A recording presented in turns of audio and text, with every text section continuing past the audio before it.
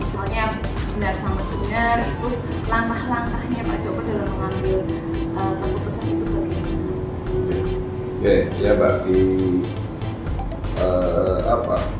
sekolah itu kan keluarga besar ya.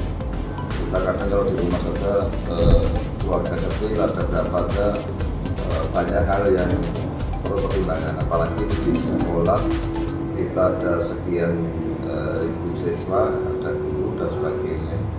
Itu kita ada siswa, saya yakin dari sekian itu mesti ada hal-hal yang seperti itu. Ketika kewajibannya adalah belajar, kemudian ternyata dia harus membantu orang tuanya juga di rumah, atau kegiatan lain yang mendukung untuk kegiatan orang tuanya, misalnya orang tuanya sakit perlu ditunggui, itu kan baik juga ya. Kemudian orang tuanya berusaha, anaknya disuruh membantu, sementara waktu itu dia juga harus sekolah. Itu bagaimana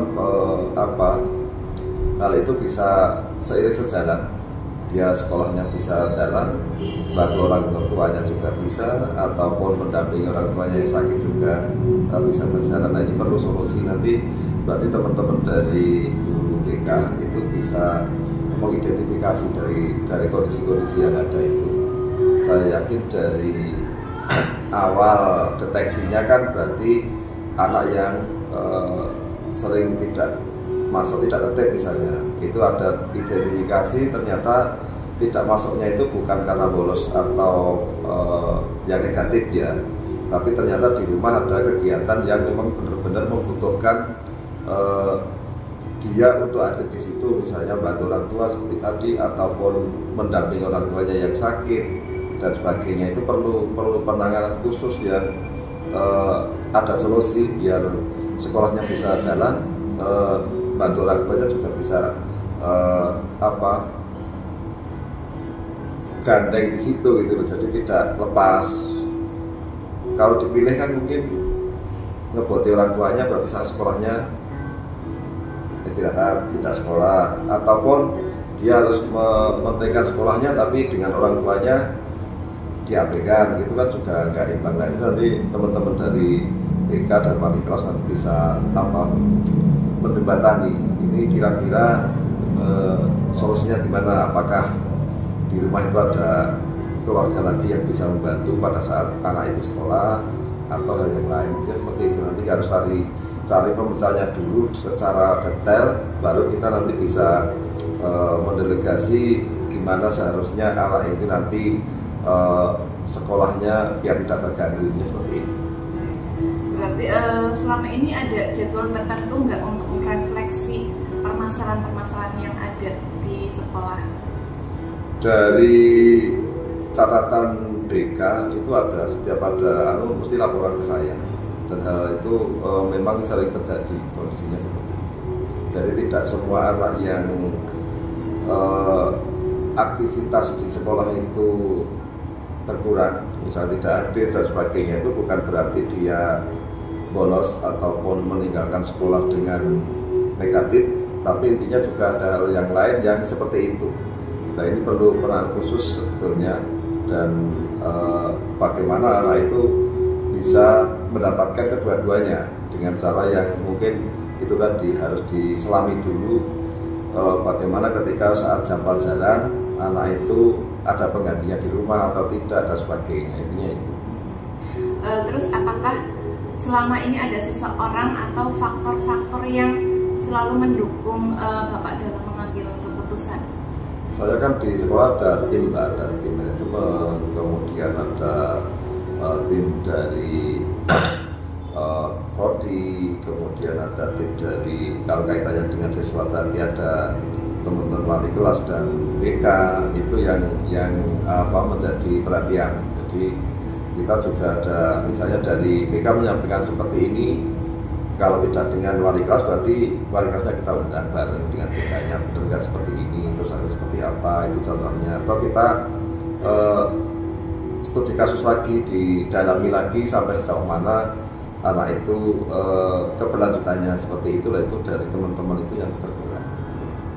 Kemudian dari kasus yang sering ditemui, apakah ada pembelajaran khusus atau pembelajaran yang bisa dipetik dalam pengambilan atau pengalaman mengambil keputusan? Ada beberapa hal yang menjadi solusi dari hal tersebut. Misalnya teman-teman ada yang berinisiatif kegiatan orang tua asuh, kemudian di sana mengeluarkan ada bantuan biaya pendidikan atau bantuan biaya transportasi ke sekolah, ada yang berupa uang ataupun ada yang berupa misalnya sepeda dan sebagainya, itu untuk mobilisasi ke sekolah tidak terganggu intinya, yang tidak punya armada misalnya punya motor dan sebagainya. Kemudian ada lagi yang memang sangat kesulitan membutuhkan, seperti tadi ada harus bantu orang tua, harus ini, sementara kondisi keuangannya juga minimal, itu juga dari gerakan orang tua asuh juga ada seperti itu. Salah satu contohnya seperti itu. Baik, terima kasih atas waktunya Pak Joko. Siap. Demikian tadi wawancara saya dengan Pak Joko selaku Kepala Sekolah SMK Negeri 2 Adiwarna Kabupaten Tegal. Sekian dari saya. Assalamualaikum warahmatullahi wabarakatuh. Sebetulnya di dalam kurikulum Merdeka itu ada perencanaan berbasis data.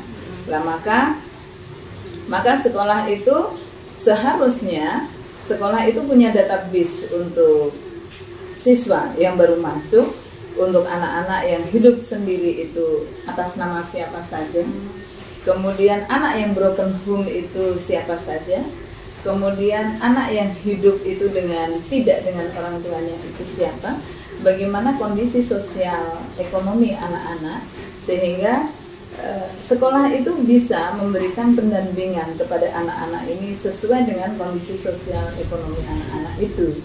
Kan anak-anak yang hidupnya sendiri tanpa orang tua, atau anak-anak yang broken home, kemudian anak-anak yang sosial ekonominya itu misalnya menengah ke bawah, atau misalnya anak ini ada di kondisi sosial ekonominya itu di atas tapi kurang perhatian orang tua, ini juga akan berpengaruh terhadap perilaku anak. Nah, ini yang harus kita pahami sebagai pendidik, kemudian sebagai tenaga kependidikan di tingkat sekolah.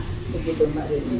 Ya. Kira-kira selama ini ada faktor-faktor pendukung yang lain apa tidak sebelum Bu Narni itu mengambil keputusan yang mendukung Pinarni itu akhirnya mengambil keputusan? Kira-kira faktor pendukungnya apa saja, misalnya dari siapa saja gitu?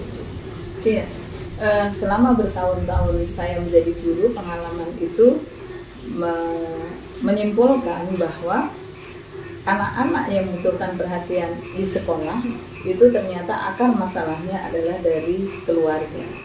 Dan sebagai guru, sebagai tenaga kependidikan, maka kita harus mengedepankan bahwa di dunia sekolah atau di lembaga pendidikan, maka kita juga harus jiwa kita itu hadir, hati kita itu hadir untuk anak-anak. Tidak hanya kita mengedepankan logika kita. Kalau kita mengedepankan logika kita, maka kita itu ya akan langsung, misalnya anak bermasalah, ya anak yang membutuhkan perhatian berkali-kali sudah kita ini kan, kita itu kesabarannya hilang, ya akhirnya memutuskan ya sudahlah, digiring saja untuk keluar sekolah atau pindah ke sekolah lain begitu. Tetapi pada saat kita sudah mengetahui akar masalahnya seperti ini, maka kita akan bisa mengambil langkah yang tepat, begitu Mbak Rini.